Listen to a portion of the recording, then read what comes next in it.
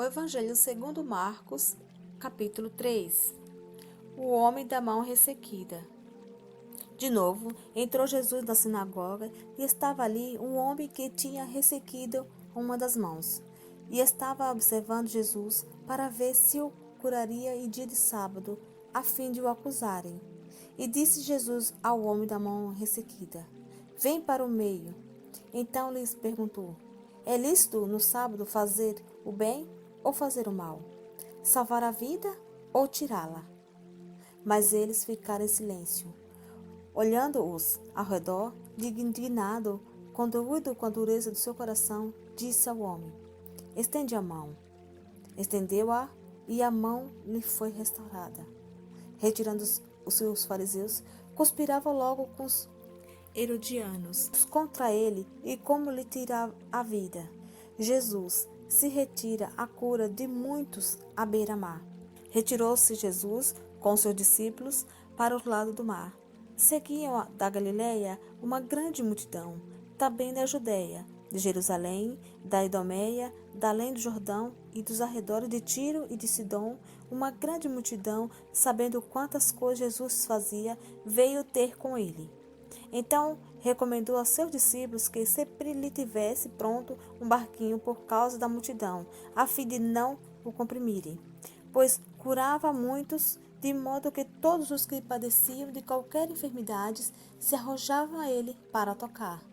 Também os espíritos imundos, quando o viam, prostravam-se diante dele e exclamavam: Tu és o Filho de Deus.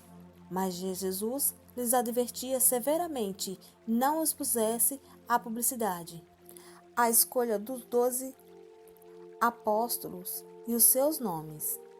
Depois subiu ao monte e chamou os que ele mesmo quis e vieram para junto dele. Então designou 12 para estar com ele e para os enviar a pregar e a exercer a autoridade de expelir demônios.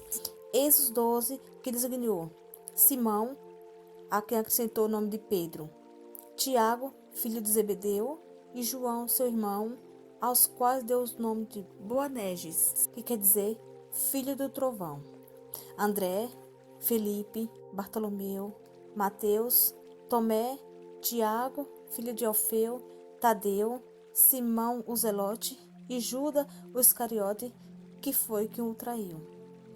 Então ele foi para casa. Não obstante, a multidão afluiu de novo de tal modo que nem podia comer. E quando os parentes de Jesus ouviram isto, saiu para o prender, porque diziam: Está fora de si. Os escribas que havia descido de Jerusalém diziam: Ele está possesso de Beelzebul, e é pelo mau oral dos demônios que expele os demônios. Então, convocando-o, Jesus dizia, por meio de parábolas: Como pode ser Satanás expelir Satanás? Se um reino estiver dividido contra si mesmo, tal reino não pode subsistir. Se uma casa estiver dividida contra si mesma, tal casa não poderá subsistir. Se por Satanás se levantou contra si mesmo e está dividido, não pode subsistir, mas perece. Ninguém pode entrar na casa do valente para lhe roubar os bens, sem primeiro amarrá-lo, e só então saqueará a casa. Em verdade vos digo que tudo será perdoado aos filhos dos homens, os pecados e as blasfêmias que preferirem. Mas aquele que blasfemar contra o Espírito Santo não tem perdão para sempre, visto que é réu de pecado eterno. Isso porque diziam: Isto está possesso de demônios imundo. Nisto chegaram sua mãe e seus irmãos, e tendo ficado de fora, mandaram chamá-la. Muita gente estava sentada ao redor dele, e lhe disseram: Olha, tua mãe e teus irmãos e tuas irmãs estão lá fora à tua procura.